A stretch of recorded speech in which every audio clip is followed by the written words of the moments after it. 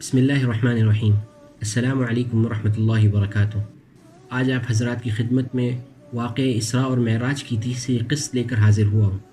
پہلی دو قسطوں میں نبی علیہ السلام کے مکہ سے مسجد اقصیٰ تک کے سفر اور پھر مسجد اقصیٰ سے آسمانوں تک کے سفر کو بیان کیا۔ اس قسط میں ان مناظر اور ان چیزوں کو بیان کروں گا انشاءاللہ جو نبی کریم صلی اللہ علیہ وسلم نے اسراء اور معراج کے درمیان دیکھی تھی اور ان کا مشاہدہ کیا تھا۔ نبی کریم صلی اللہ علیہ وسلم جب آسمانوں پر تشریف لے گئے تھے، آپ کی امت پر 50 نمازیں فرض کی گئی تھیں۔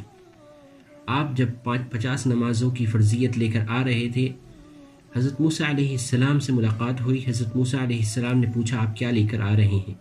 حضرت موسیٰ علیہ السلام کو آپ نے بتایا کہ میں 50 نمازوں کی فرضیت اپنی امت پر لے کر آ رہا ہوں۔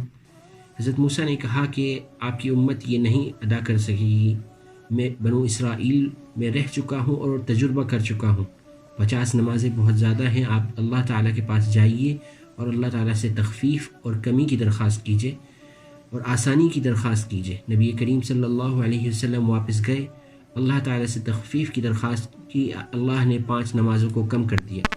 واپس آئے حضرت موسیٰ علیہ السلام کے پاس، حضرت موسیٰ علیہ السلام نے پھر کہا کہ ابھی بھی 45 نمازیں بہت زیادہ ہیں، آپ واپس جائیں اور درخواست کریں۔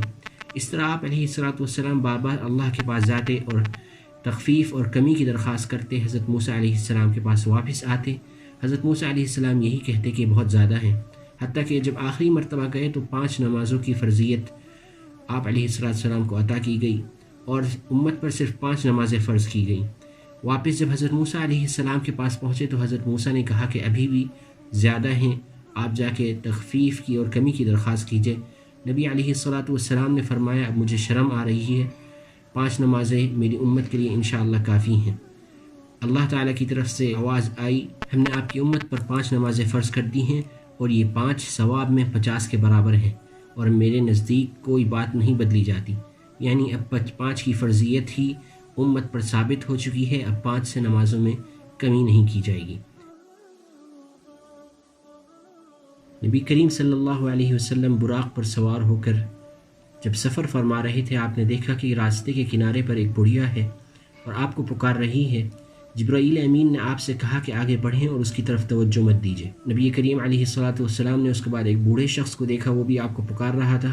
جبرائیل امین نے یہی کہا کہ آپ آگے بڑھیے، اس کی طرف توجہ مت دیجیے۔ اس کے بعد نبی علیہ السلام نے ایک جماعت کو دیکھا کہ وہ آپ کو ان الفاظ کے ساتھ سلام کر رہی ہے، السلام علیکم یا حاشر، السلام علیکم یا آخر۔ جبرائیل امین علیہ السلام نے بتایا کہ جس بڑھیا کو آپ نے دیکھا تھا وہ دنیا ہے، اور جیسے ایک بڑھیا کی عمر کم ہوتی ہے اسی طرح دنیا کی عمر اب کم ہے، یعنی قیامت قریب ہے۔ اور جس بوڑھے کو آپ نے دیکھا تھا وہ شیطان تھا۔ دنیا اور شیطان آپ کو اپنی طرف اس لیے بلا رہے ہیں کہ آپ ان کی طرف مائل ہو جائیں، وہ یہی چاہتے ہیں۔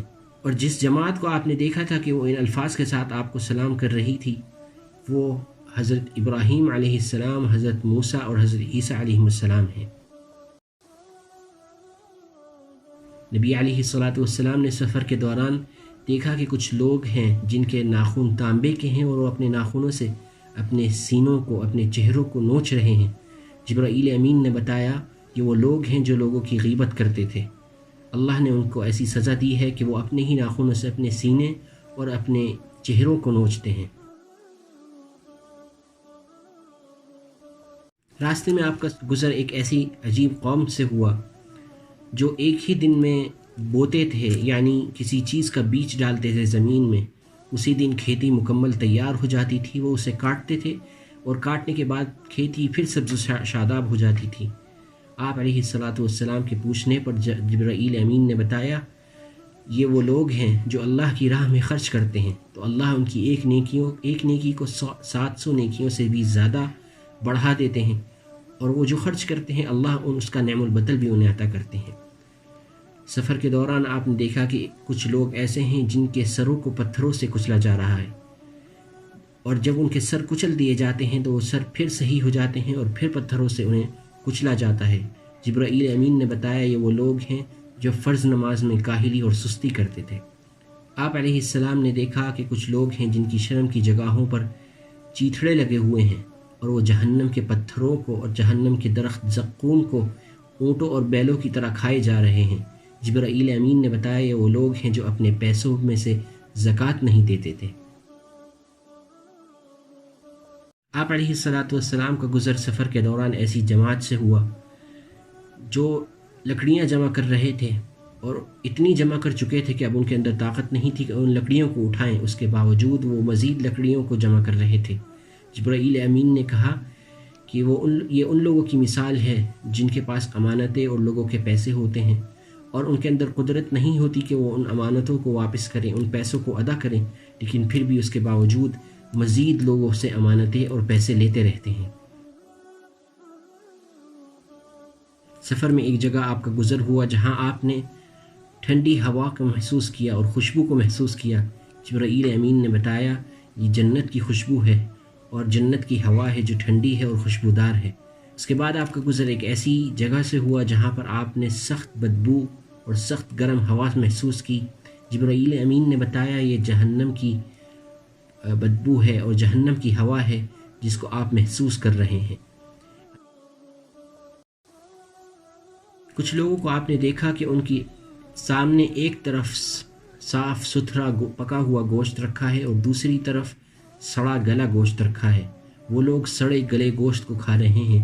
جبرائیل امین نے بتایا کہ یہ ان لوگوں کی مثال ہے جو دنیا میں شادی شدہ ہوتے ہیں اور جائز تعلقات کو چھوڑ کر ناجائز تعلقات قائم کرتے ہیں۔ ان کی مثال ایسی ہی ہے جیسے کہ ایک شخص جس کے سامنے صاف ستھرا گوشت ہو اسے چھوڑ کر سڑے گلے گوشت کو کھائے۔ یتیموں کے مال کھانے والے لوگوں کو نبی کریم صلی اللہ علیہ وسلم نے اس حالت میں دیکھا کہ ان کے ہونٹ اونٹوں کے ہونٹوں کی طرح پھولے ہوئے ہیں اور ان کے چہروں پر آگ کے پتھر مارے جا رہے ہیں۔ سود کھانے والوں کو نبی کریم صلی اللہ علیہ وسلم نے دیکھا کہ ان کے پیٹ اتنے پھولے ہوئے ہیں کہ وہ چل نہیں پا رہے، اور دوسرے جہنمی انہیں اپنے پیروں میں روند کر جائیں گے۔ اللہ تعالیٰ نے نبی کریم صلی اللہ علیہ وسلم کو یہ مناظر اور یہ چیزیں اس لیے دکھائیں کہ آپ کی امت تک یہ پیغام پہنچ جائے کہ اللہ کی نافرمانی کرنے والوں کو کیا کیا سزا ملتی ہے، اور خاص طور سے بڑی نافرمانی کرنے والوں کی سزائیں بہت سخت ہیں۔ اور امت کو جب سزاؤں کے بارے میں اور عذاب کے بارے میں معلوم ہوگا تو وہ ان گناہوں سے زندگی میں بچ سکتے ہیں۔ انشاءاللہ اگلی ویڈیو میں ہم شق القمر یعنی چاند کے کٹنے کے معجزے کے بارے میں بات کریں گے حوالوں کے ساتھ۔